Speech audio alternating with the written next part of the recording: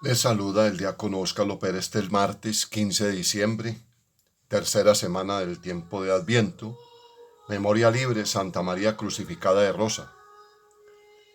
Oración al Espíritu Santo. Oh Espíritu Santo, amor del Padre y del Hijo, inspírame siempre lo que debo pensar, lo que debo decir, cómo debo decirlo, lo que debo callar, cómo debo actuar, lo que debo hacer para gloria de Dios, bien de las almas y mi propia santificación. Espíritu Santo, dame agudeza para entender, capacidad para retener, método y facultad para aprender, sutileza para interpretar, gracia y eficacia para hablar. Dame acierto al empezar, dirección al progresar y perfección al acabar. Amén. En el nombre del Padre, el Hijo y el Espíritu Santo. Amén. Conscientes de que estamos necesitados del amor, de la misericordia y el perdón del Señor, reconozcamos nuestras faltas y pidamos perdón. Con un corazón contrito y humillado, acerquémonos a ese Padre de misericordia, Padre de ternura y amor, que siempre perdona nuestro pecado y nos lleva a la vida eterna. Amén. Hoy vamos a escuchar la profecía de Sofonías, en el capítulo 3. El Salmo 33 vamos a responder: el afligido invocó al Señor y Él lo escuchó. El Evangelio está tomado de San Mateo en el capítulo 21, versículos 28 al 32. Lectura de la profecía de Sofonías.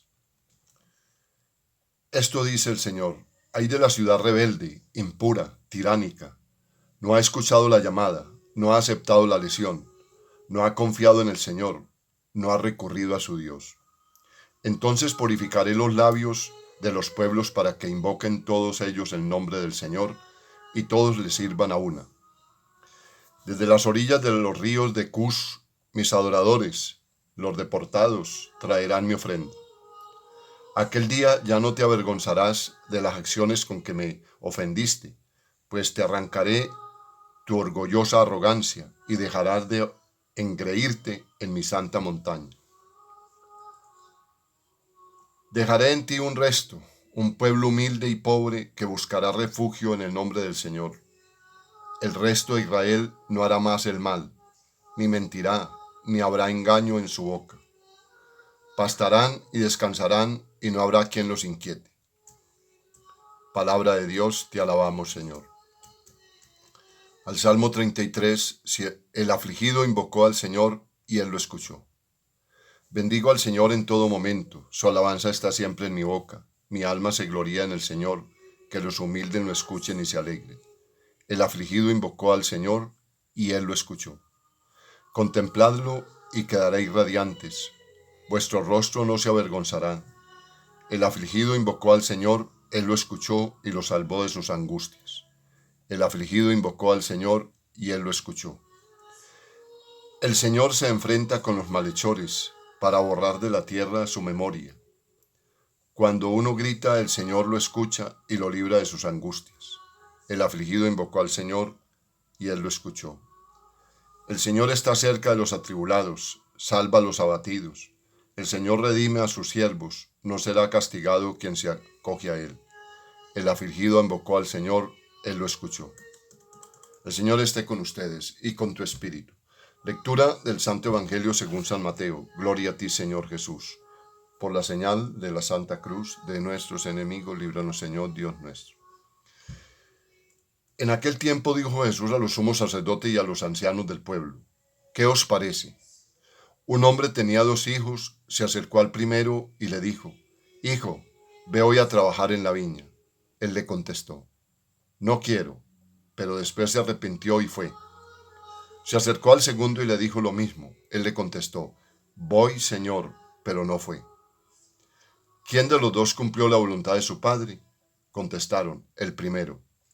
Jesús les dijo: en verdad os digo que los publicanos y las prostitutas van por la delante de vosotros en el reino de Dios. Porque vino Juan a vosotros enseñándoos el camino de la justicia y no le creísteis. En cambio los publicanos y prostitutas le creyeron. Y aún después de ver esto, vosotros no os arrepentisteis ni le creísteis. Palabra del Señor. Gloria a ti, Señor Jesús. Tenemos aquí un mensaje claro. Uno dice no y va. El otro dice voy y no va.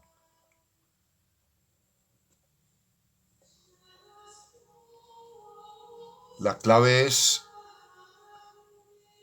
no decir, sino hacer. La denuncia de la injusticia y la infidelidad de los jefes del pueblo que realiza Isaías con duras palabras se transfigura en el anuncio de una conversión al Dios de Israel, de aquellos que oficialmente y en teoría están más alejados de él, los pueblos paganos que se inclinan ante los ídolos. La esperanza de Israel se universaliza y el mismo pueblo elegido es restaurado por la acción de Dios, curado de toda arrogancia y engreimiento, constituido como un resto pobre y humilde, cuyo corazón se ha vuelto totalmente a su Dios. Descubrimos en Jesús una tensión semejante de denuncia y anuncio. El fuerte constante entre la actitud de los representantes oficiales del pueblo y los considerados también casi de manera oficial pecadores, publicanos y prostitutas. No es que Jesús pondere a estos últimos y rechace sin más a los primeros, como a veces se quiere entender con frases del tipo, los que no van a misa son mejores que los que van. O lo importante no es ir a misa, a la iglesia, sino ser buena persona. Yo creo que no podemos confundir las expresiones y el contexto de lo que Jesús se refiere. No es que Jesús ensalce a los pecadores por serlo, ni a los que se tienen justos por su justicia, sino que descubre en los primeros una disposición a la conversión, precisamente de sus pecados. Pensemos, por ejemplo, en Zaqueo, Lucas 19, 1 al 10, o en la mujer pecadora, Lucas 7, 37, 38, mientras que ve en los segundos una constancia en los propios, en el engreimiento y la orgullosa arrogancia denunciada por Isaías, y que Dios se dispone a arrancar. La almendra de estas distintas actitudes está en la disposición o no de aceptar a Jesús como el Mesías enviado por Dios. Pero Jesús lo expresa refiriéndose a la aceptación o el rechazo de un profeta de reconocida autoridad entre el verdadero resto de Israel y el pueblo llano, Juan el Bautista, y su enérgica llamada a la conversión. Acogida por los pecadores oficiales y rechazada por los justos oficiales.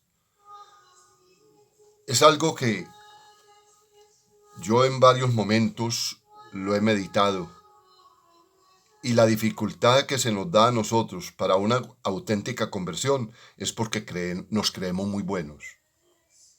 Nos creemos no necesitados de Dios. Y ese es uno de los problemas que hay hoy, en los que vamos a misa, en los que acatamos los sacramentos, en los que tratamos de cumplir los mandamientos. Pero ¿cuál es el problema? Que como me considero como muy bueno, como mejor que los demás, entonces por eso no me abro a una conversión. En ese horizonte, en ese sentido, es que va la denuncia de Jesús. Con su inigualable pedagogía, Jesús lo plantea por medio de la parábola de los dos hijos. Se puede obedecer solo de boquilla, pero estar alejado en el corazón y en el modo de vida de la voluntad del Padre. Mientras que los que, por muy distintas circunstancias, parecen alejados de esa voluntad, pueblos paganos, mujeres que, quién sabe por qué motivos han caído en la prostitución, y gentes consideradas impuras por mil distintas razones, pueden estar interiormente mucho más mejor dispuestos a acoger la llamada de Dios en cuanto esta los alcance. A ver, hombre, aquí en el año 96 pude tener una experiencia muy especial.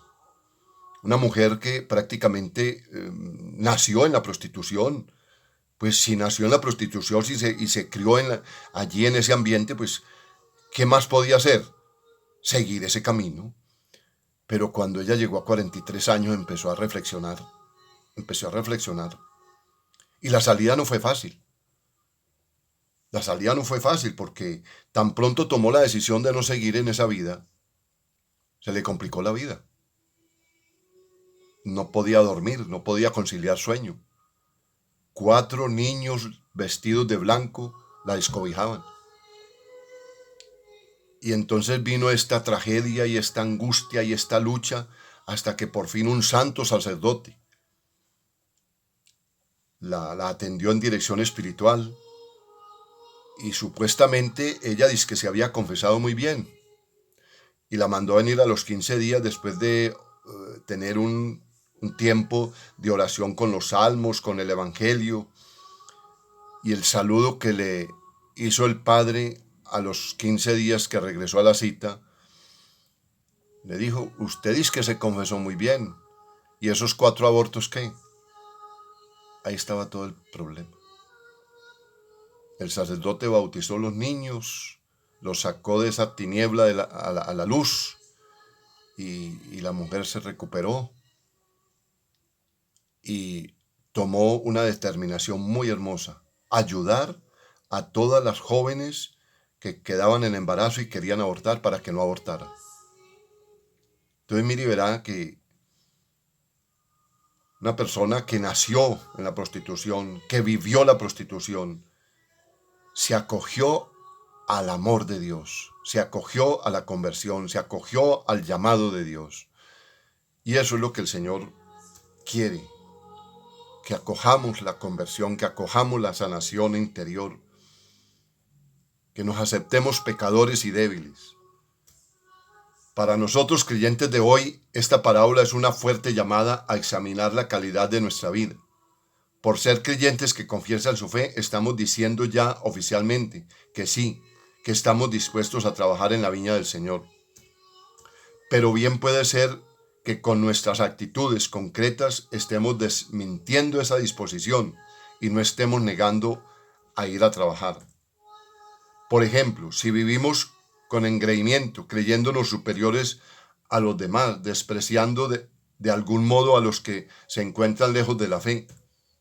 Tanto Isaías como Jesús nos recuerdan que también estos últimos están llamados a la salvación, a la fe en el Dios Padre de todos, y que necesitan tal vez solo el impulso de una llamada, de un testimonio, de acogida y amor. Jesús nos llama a convertirnos en ese resto pobre y humilde, que puede ser precisamente la llamada profética a la conversión que muchos necesitan. Ahí está muy claro ya la explicación de toda esta claridad.